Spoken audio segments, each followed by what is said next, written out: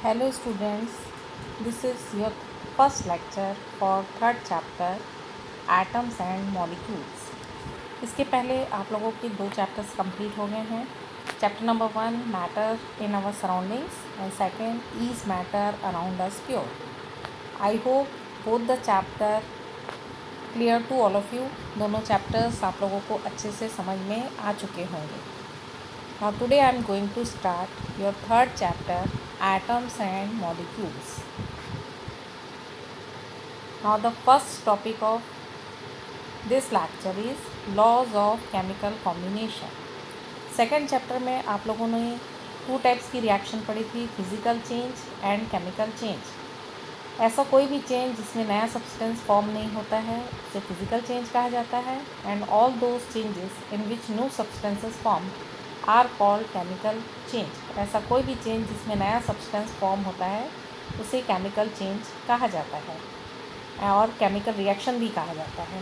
And all the chemical reactions जो होती हैं कुछ रूल्स के अकॉर्डिंग होती हैं। Means all the chemical reaction follow some rules.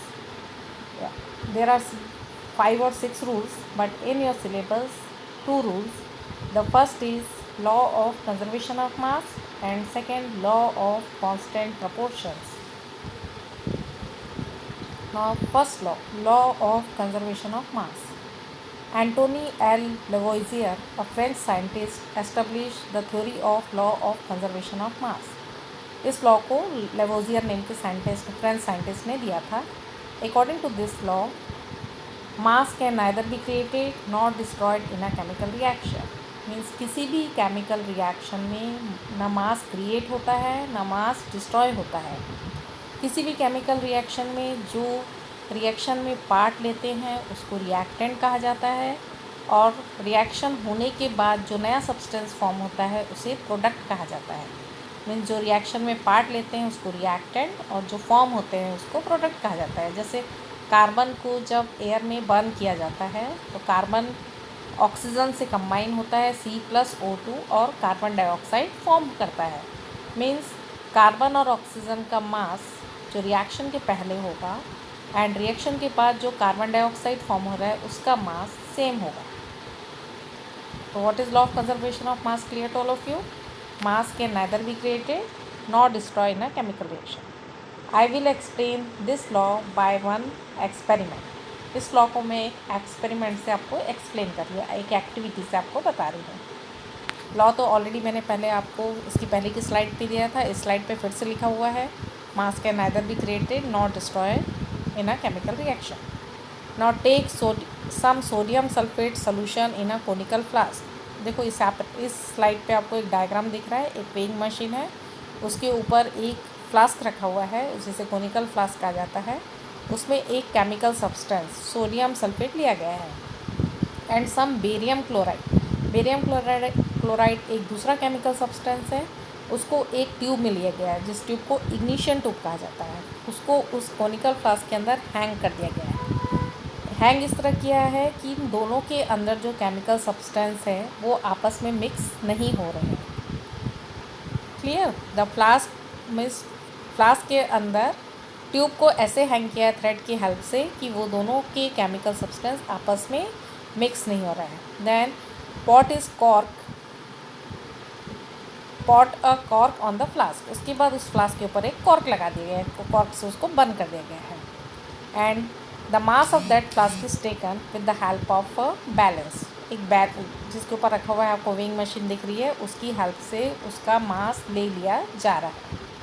Then tilt the flask को टेढ़ा किया, टिल्ट किया, जिससे कि जो ट्यूब के अंदर का केमिकल सब्सटेंस है फ्लास्क के अंदर केमिकल सब्सटेंस से रिएक्ट किया एंड न्यू सब्सटेंसेस फॉर्म होंगे।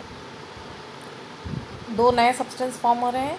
पहले आपका सोडियम सल्फेट और बेरियम क्लोराइड था और जो नया सब्सटेंस फॉर्म हो रहा है वो सोडियम क्लोराइड और बेरियम सल्फेट होगा। देन नया सब्सटेंस फॉर्म हो रहा है। After the chemical reaction is over the weight is again taken. उसके बाद मिक्स करने के बाद दो नए सब्सटेंस फॉर्म हो गए हैं, फिर से वेट लिया जाता है। There is no change in the weight of the flask के वेट में कोई भी चेंज नहीं होता है। This reaction proves that mass can neither be created not destroy in a chemical reaction. Means जो इनिशियल मास होता है रिएक्टेंट का, रिएक्शन के बाद भी मास वही का वही रहता है। तो first law, law of conservation of mass, I think clear to all of you. Now the second law, law of constant proportion. This law states that a chemical compound always made up of same elements in same proportion by mass. एक chemical compound में same element same proportion by mass present होते हैं, whether it is obtain by any source, चाहे वो किसी भी source से मिले। जैसे आपको पता है कि वाटर आपको कितने सारे सोर्स से मिलता है, river water, lake water, sea water, rain water, well water. लेकिन वाटर में हाइड्रोजन और ऑक्सीजन दो एलिमेंट सेम प्रोपोर्शन में सेम मास में प्रेजेंट होते हैं। This law is also known as law of definite proportion.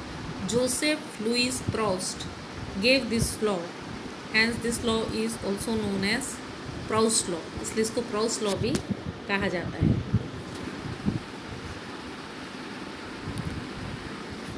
Law of constant proportion को भी एक एग्जाम, अभी मैंने आपको बताया कि वाटर आपको डिफरेंट सोर्सेज से मिलता है और वाटर में हाइड्रोजन एंड ऑक्सीजन होता है। अब वाटर का फॉर्मूला H2O होता है। इसी चैप्टर में आगे आप फॉर्मूला बनाना भी सीखेंगे, सिंबल क्या होते हैं, एलिमेंट्स को कैसे रिप्रेजेंट करते हैं, किसी कंपाउंड को नाम की प्लेस पे एक रिप्रेजेंटेशन से शो करने को फॉर्मूला कहा जाता है। तो वो आप इस चैप्टर में आगे पढ़ेंगे। अभी आप यहाँ पर देख सकते हैं वाटर के लिए H2O लिखा है, मीन्स वाटर के एक मॉलिक्यूल में 2 एटम्स ऑफ हाइड्रोजन होता है और 1 एटम ऑफ ऑक्सीजन होता है। हाइड्रोजन के 2 एटम और ऑक्सीजन का 1 एटम।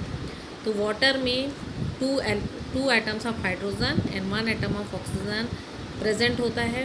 देन हाइड्रोजन का एटॉमिक मास जो होता है वो 1 होता है, इसलिए 2 हाइड्रोजन एटम का मास 2 हो गया। ऑक्सीजन के 1 एटम का मास 16 होता है, इसलिए वाटर में हाइड्रोजन एंड ऑक्सीजन के बीच का रेशो 2:16, या फिर हम उसको सिंपल रेशो में निकालेंगे तो 1:8 बाय मास होगा। Means water obtained by many source, but in water hydrogen and oxygen always found to present in the ratio 1:8 by mass. और भी एग्जाम्पल्स हैं। अमोनिया एक केमिकल कंपाउंड है जिसका फॉर्मूला NH3 है। नाइट्रोजन का 1 एटम एंड हाइड्रोजन के 3 atoms.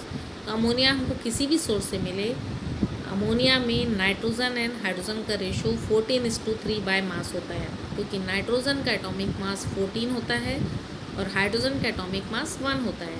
तो 14 एंड हाइड्रोजन के 3 एटम्स हैं, तो 14:3 बाय मास। वाटर में अमोनिया में नाइट्रोजन एंड हाइड्रोजन के मास का रेशो 14:3 होता है। Now this law of constant proportion, which is also known as law of definite proportion, I hope clear to all of you.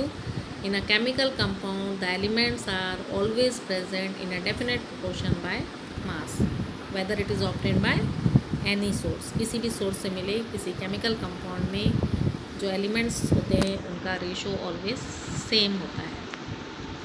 Now the next topic of this lecture is Dalton's atomic theory. Now what are the main points of Dalton's atomic theory?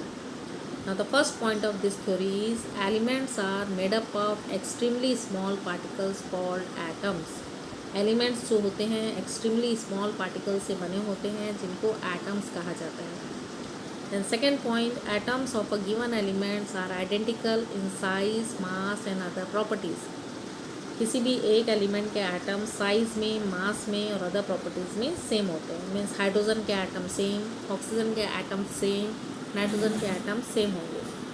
Then atoms of different elements differ in size, mass and other properties. अलग अलग elements के atoms अलग होंगे। Means hydrogen का atom oxygen के atom से different होगा। Then next point, atom can not be subdivided, created और डिस्ट्रॉय। ना एटम डिवाइड होता है, ना क्रिएट होता है, ना डिस्ट्रॉय होता है। अभी आप लोगों ने पढ़ा law of conservation of mass, mass can neither be created not destroy. जब एटम ही डिवाइड नहीं होता है इसलिए मास ना क्रिएट होता है ना डिस्ट्रॉय होता है। And atoms of different elements combine in simple whole number ratio to form chemical compounds. ये भी आप लोगों ने लॉ ऑफ कांस्टेंट प्रोपोर्शन में पढ़ा कि अलग अलग एलिमेंट्स के atoms simple whole number ratio में कंबाइन होकर कंपाउंड बनाते हैं। जैसे वाटर फॉर्म होता है तो 2 atoms of hydrogen 1 atom of oxygen से कंबाइन होता है। Then in chemical reaction atoms are combined, then separated और रीअरेंज्ड। केमिकल रिएक्शन में एटम्स रीअरेंज्ड हो जाते हैं, नया सब्सटेंस बन जाता है और रीअरेंज होने के कारण, लेकिन मास में कोई चेंज नहीं होता है। तो these are points of Dalton's atomic theory. लेकिन डाल्टन्स एटॉमिक थ्योरी के कुछ ड्रॉबैक्स हैं। डाल्टन के अकॉर्डिंग जो एटम्स है वो डिवाइड नहीं होता है, लेकिन अब 3 kind of particle electron, proton and neutron की डिस्कवरी हो चुकी है। Means atoms consist of 3 fundamental particles, electron, proton and neutron. Then Dalton ने एटम को ओनली एक स्मॉल पार्टिकल बताया था। Then why the atoms of different elements are differ, क्या डिफरेंस है उनमें, यदि ओनली स्मॉल पार्टिकल है तो उस डिफरेंस को हम एक्सप्लेन नहीं कर सकते हैं। तो this is another drawback of Dalton's atomic theory. Then Dalton ने एटम का कोई स्ट्रक्चर नहीं बताया था। तो why the atoms of different elements combine in a simple whole number ratio, this point is also not clear by this theory. These 3 points are drawback of Dalton's atomic theory. That's all. And the rest of the rest of the topics of this chapter we will discuss in next lecture. Thank you.